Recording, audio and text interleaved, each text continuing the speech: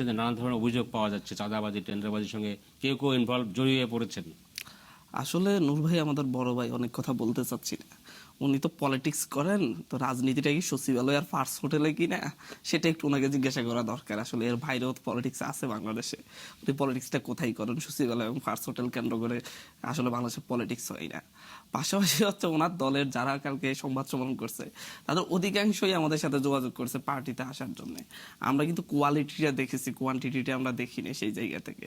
পাশাপাশি আরো কথা হচ্ছে, নূর ভাই নিজেই নিজের দল বিলুপ্ত করে আমাদের সাথে যুক্ত হওয়ার আশা ব্যক্ত করেছেন, আশাবাদ ব্যক্ত করেছেন।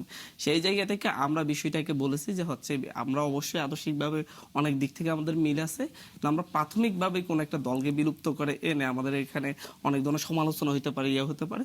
আমরা প্রাথমিকভাবে এটা চাচ্ছি না। ভবিষ্যতে আমরা আপনাদের সাথে একসাথে এক উদ্দেশ্যে কেন্দ্র করে আমরা মুভ দিতে পারি, একসাথে মুভ দিয়ে দিতে পরবর্তীতে আসতে পারে। কিন্তু উনি হঠাৎ করে মানে হচ্ছে এরকম একটা বিষয়কে পরবর্তী মিডিয়াতে এনে এইভাবে ব্যক্তিগত আক্রমণ করেন, আমাদের কাছে আসলে ভালো দেখেন। এটা রাজনৈতিক শিষ্টাচারের মধ্যে আমাদের পড়ছে বলে আমাদের কাছে মনে হয় নাই। আলাপ আলোচনা চলছে, উনিও হয়তো যে কোনো দিন আসতে চাইলে আসতে পারতেন, এবং সামনেও সুযোগ আছে, উনি আসতে পারবেন, সমস্যা নেই। অথবা হচ্ছে আমাদের সুযোগ হলে যদি উনি আমাদেরকে নিতে চান, ওনার দলে যদি সেরকম সুযোগ সুবিধা থাকে, আমরাও তো যেতে পারি, সেটা সমস্যা নেই। কিন্তু এটা এভাবে উপস্থাপন করার মতো কোনো কিছু ঘটছে বলে আমার মনে হয় না। পিরোজপুর ডিস্ট্রিক্টে দেখলাম ডিসিরা আপনাদের সমাবেশে আসার জন্য গাড়ি দিয়েছেন, তা কেউ কেউ চেয়েছেন তো উনি গাড়ি দিয়েছেন।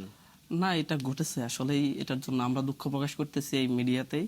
আমরা আসলে এটাকে খুব কঠিনভাবে হ্যান্ডেল করেছি, কেউ যেন কোনোভাবেই কোনো রাষ্ট্রীয় সুযোগ সুবিধাকে কাজে লাগাতে না পারে।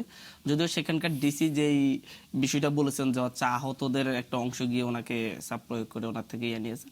আসলে আহতদের অনেকগুলো আন্দোলন আপনারাও দেখেন, দেখেন। পাশাপাশি হচ্ছে ওখানে কিন্তু হচ্ছে গভর্নমেন্টের পক্ষ থেকে কোনো ধরনের দেয় না। গভর্নমেন্ট সুপারিশ করছে নাকি উনি ডিসি হিসাবে যে হচ্ছে কয়েকটা বাস দেওয়ার জন্য আহতদেরকে যাতায়াতের জন্য। তারপরে এটা অনুচিত হয়েছে, অসুন্দর হয়েছে। আমাদের নতুন রাজনৈতিক দলের উত্থানের সময়, আত্মপ্রকাশের সময় এরকম বিষয়টা আমাদের জন্য সত্যি একটা বিব্রতকর অবস্থায় আমাদেরকে ফেলেছে। আমরা জাতির কাছে এটা নিয়ে দুঃখ প্রকাশ করছি। আসলে হচ্ছে এরকম যারা করেছে আমরা তাদেরকে কারণ দর্শানোর নোটিশ দিব। তবে বাংলাদেশের 64টা জেলা আছে, 600টা থানা আছে, তো এই সব জায়গা থেকে কিন্তু এটা ঘটে নাই। মানে একটা জায়গায় ঘটেছে, যেটা এসেছে, না হয় আরো আসতো। এটা জাস্ট একটি ঘটনা হিসাবে, ছোট ঘটনা হিসাবে আমরা দেখতেছি। তারপর